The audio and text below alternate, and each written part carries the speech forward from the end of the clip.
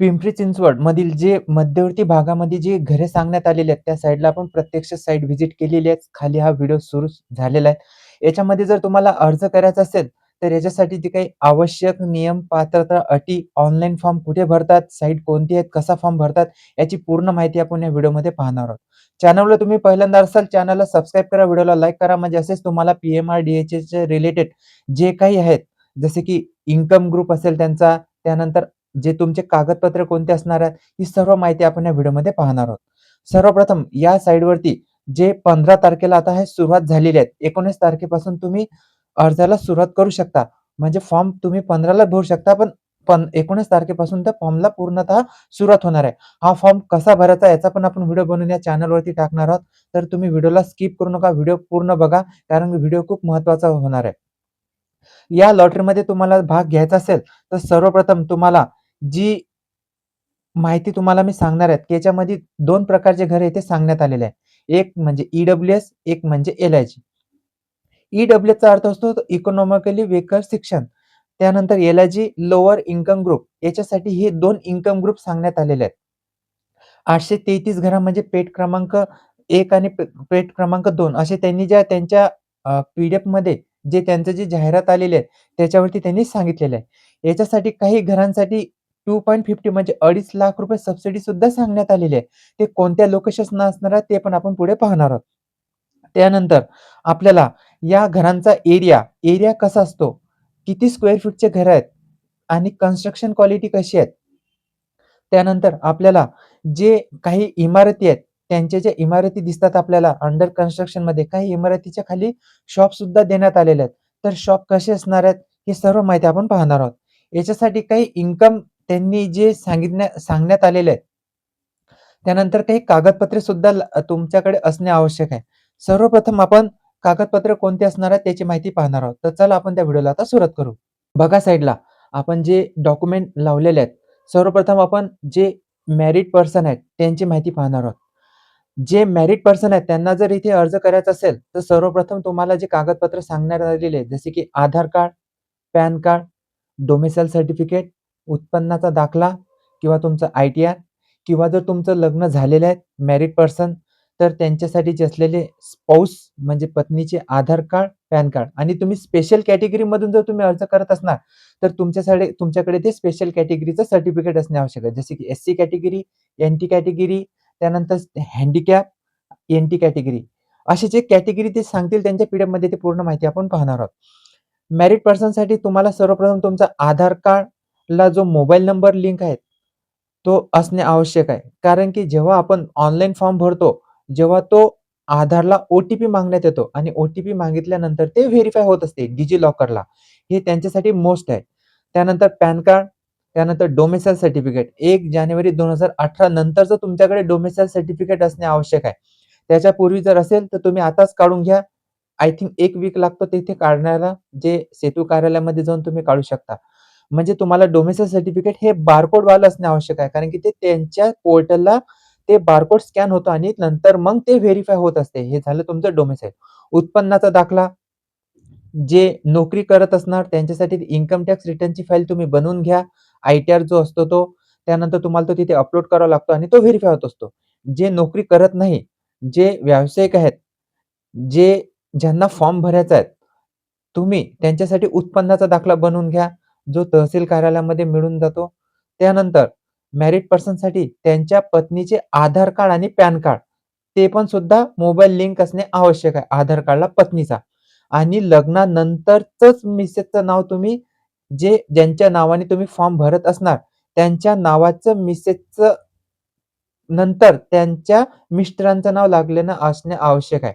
म्हणजे लग्नापूर्वीचं जे आहे ते नाव इथे चालणार नाही. लग्नानंतर जर नाव तुम्हाला लावावं लागेल. जर केलेलं नसेल तर तुम्ही ते चेंजेस करून घ्या. नंतर तुम्हाला कोणत्याही प्रकारची प्रॉब्लेम निर्माण होणार नाही. तुमचा फॉर्म रिजेक्ट होणार नाही. हे झालं मॅरिड पर्सनसाठी. त्यानंतर आता जे अनमॅरिड आहे, बघा साइडला. अनमॅरिडसाठी तुम्हाला म्हणजे काहीच जास्त आवश्यकता नाही आहे.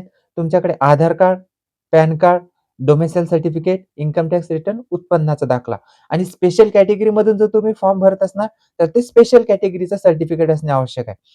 उत्पन्नाचा दाखला सुद्धा तुम्हाला मी सांगितलं तहसील कार्यालयामधून काढून घ्या. त्यानंतर इन्कम टॅक्स रिटर्न जर तुम्ही नोकरी करत असाल, तर तुम्ही इन्कम टॅक्स रिटर्नची फाईल बनवून घ्या. आधार कार्डला मोबाईल नंबर लिंक असणे आवश्यक आहे. ही सर्व कागदपत्रे तुमच्याकडे असणे आवश्यक आहे. हे झाले कागदपत्र. त्यानंतर अर्ज ज्यांच्या नावाने करायचा त्याचं वय 18 वर्षापेक्षा जास्त असणे आवश्यक आहे. असं हे तुमचे जे कागदपत्राबद्दल आपण तुम्हाला मी माहिती दिलेली आहे. त्यानंतर इथे जे 833 घरं सांगण्यात आले पेठ क्रमांक 12, पेठ क्रमांक 30-32 याच्यामधील जे पेठ क्रमांक 12 आहेत, तिथे जी 55 घरं देण्यात आलेली आहेत. 340 घरांमधून ईडब्ल्यूएस, एल-आय-जी 55 घरांमध्येच तुम्हाला ही ईडब्ल्यूएसची जी प्रधानमंत्री आवास योजनेची सबसिडी आहे, ते लागू होणार आहेत. म्हणजे केंद्र सरकार 1,50,000, राज्य सरकार 1,00,000 ₹2,50,000 तुम्ही सबसिडी इथे सुद्धा मिळवू शकता. तर ही झाली पेठ क्रमांक 12 मधील जी घरं आहेत ईडब्ल्यूसी हे त्यांची माहिती आपण बघितलेली आहे. त्यानंतर आपल्याला जे येथील जो घर आहेत, आता इथे कोण अप्लाय करू शकतो? बघा, जे केंद्र सरकारचं एक धोरण आहे, की एक व्यक्ती एक घर.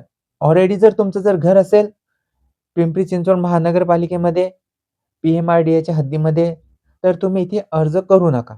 कारण की कसं आहे, तुम्ही तिकडे म्हाडामध्ये जर अर्ज करत असणार, सिडकोमध्ये जर अर्ज करत असणार, तर इथे नंतर मग तुम्हाला प्रॉब्लेम येऊ शकतो. तुमचं जे घर लागल्यानंतर सुद्धा हे रिजेक्ट होऊ शकतो.